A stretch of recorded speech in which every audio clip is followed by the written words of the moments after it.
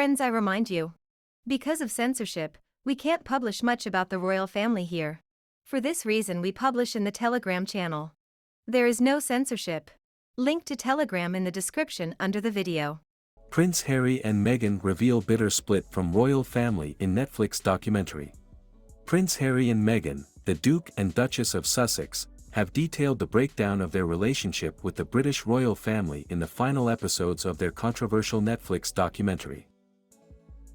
Harry said it was terrifying to have his brother, Prince William, scream at him during his bitter split from the clan in early 2020, a period that set the couple on a drastically different course from the institution and opened wounds between the royals that appear still to linger. The fourth, fifth and sixth episodes of Harry and Meghan were released Thursday, and cover the pair's challenges since their 2018 wedding, Meghan's deteriorating mental health and her 2020 miscarriage, and ultimately their decision to quit as working members of the family.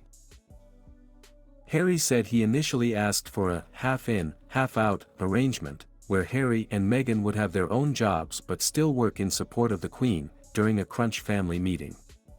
But it became very clear very quickly that that goal was not up for discussion or debate, Harry said. It was terrifying to have my brother scream and shout at me, and my father say things that just simply weren't true, and my grandmother quietly sit there and take it all in, he said, recalling the conversations with Prince William, then Prince Charles, and Queen Elizabeth II. But you have to understand that from the family's perspectives, especially from hers, there are ways of doing things. And her ultimate mission and goal, responsibility, is the institution.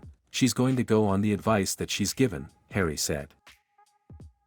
The pair described throughout the new episodes how, in their view, their position within the royal family became untenable after constant hounding from Britain's media and repeated disregard for the couple's well-being inside palace walls. Buckingham Palace reiterated it will not comment on the documentary on Thursday. Royal engagements are meanwhile continuing, with King Charles and Camilla, the Queen consort, set to visit a community kitchen in London and attend a carol service with the Prince and Princess of Wales and other members of the family. Harry hinted that there was jealousy from other royals towards Meghan given the amount of media attention she was initially receiving. The issue is when someone who is marrying in, who should be a supporting act, is then stealing the limelight or is doing the job better than the person who is born to do this, he said. That upsets people. It upsets the balance. Because you have been led to believe that the only way that your charities can succeed and your mission can grow is if you are on the front pages of those newspapers. The series also touches on Meghan's deteriorating mental health and her miscarriage in July 2020. I was pregnant. I really wasn't sleeping. The first morning that we woke up in our new home is when I miscarried, Meghan said. She described experiencing suicidal ideation, telling the filmmakers she believed all of this will stop if I'm not here. And that was the scariest thing about it, it was such clear thinking. The lies, that's one thing. You kind of get used to that when you live within this family, Harry added. But what they were doing to her, and the effect it was having on her, enough. Enough of the pain, enough of the suffering.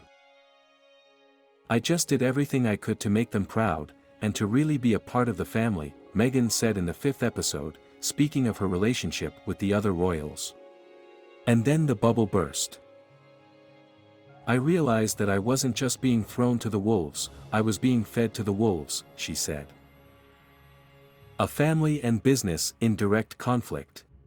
The highly anticipated Netflix documentary marks the Sussexes' latest attempt to reclaim the narrative surrounding their departure from royal life. It features details on the increasingly tense relationships between Harry and his brother, William, and his father, King Charles III. And it emphasizes the suggestion that the royals wanted to sideline and isolate the couple, often through the planting of negative media reporting, rather than have them dwarf more senior royals in popularity. My dad said to me, "Darling boy, you can't take on the media.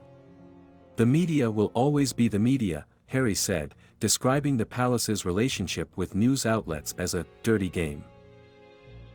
The culmination of the breakdown between the royal institution and Harry and Meghan, who were once touted by parts of the media as the modernizing force the monarchy needed, was their historic and controversial decision in early 2020 to quit as working royals and leave the UK.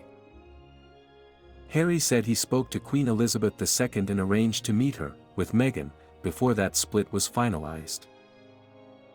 "She knew that we were finding things hard. I'd spoken to her many times about it," Harry said. But as the meeting approached, Meghan said they received a message from an aide telling them they were not allowed to see the monarch. "I've actually been told that I'm busy all week," the Queen then told Harry, according to his recollection. "I was like, wow," Harry said. "This is when a family and a family business are in direct conflict.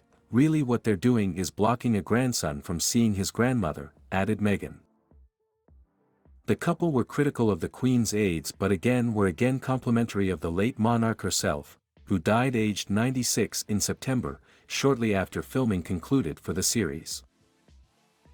Their documentary, and Harry's upcoming memoir, focus more attention on the difficult relationship between the prince and his father, King Charles. Thursday's release follows last week's batch of episodes, in which Prince Harry criticized unconscious bias inside the family.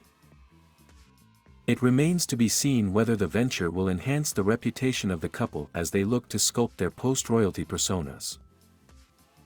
6 in 10 Brits believe it was a bad idea for the Duke and Duchess to release the Netflix documentary, according to a Savanta poll of 2,250 British adults carried out online between December 9th and 11th, between the release of the first and second parts of the series. The same poll found that Harry and Meghan both have negative approval ratings among the British public, -3 and -19 respectively, when subtracting those with a negative opinion from those with a positive one, unlike the high popularity of Prince William, +60, and Charles III, +36.